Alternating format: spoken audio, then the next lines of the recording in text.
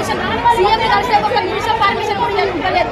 ఇవ్వకపోవడం వల్లనే మేము ఈ రోజు ఇక్కడికి వచ్చి మా బోర్డును తెలుసుకున్న మా బాధను చెప్పాలి. సీఎం రేవంత్ రెడ్డికి ఒక 5 నిమిషాలు మాట్లాడి మా బోర్డును చెప్పాలని ఆందోళనతో మేము ఇక్కడికి వస్తే ఈ పోలీసు సిబ్బంది మమ్మల్ని ఇక్కడ చేసి మొత్తం దెబ్బలు లాగే మాకు ఆమె అయితే సైన్ అయిపోయిందా ఆమె చేతుల్లోనే ఉన్నది. మమ్మల్ని ఇలా నిరుద్యోగ కళాకారులు మేము గోసి కట్టని గోంగడ వేయండి ఆడాలి పాలు కట్టగట్టని చేయని ప్రోగ్రామ్ లేదు సార్. ప్రతి ప్రోగ్రామ్ చేసి ఊరు తిరిగి మా గోడను మా గోసలు చెప్పుకుంటే మా నిరుద్యోగ కళాకారులకు ఇవ్వాలా ఇలాంటి పరిస్థితి ఎదురైంది సార్. మీడియా వాళ్ళు మరి మీరు మీడియా ద్వారా ఈ ప్రపంచానికి తెలియపరచాలని మన నిరుద్యోగం మేము కూడా నిరుద్యోగ కళాకారులు ఉన్నాము. అసలైన కళాకారులు ఆ రోజు సారథిలో జాబులు ఇచ్చిండు.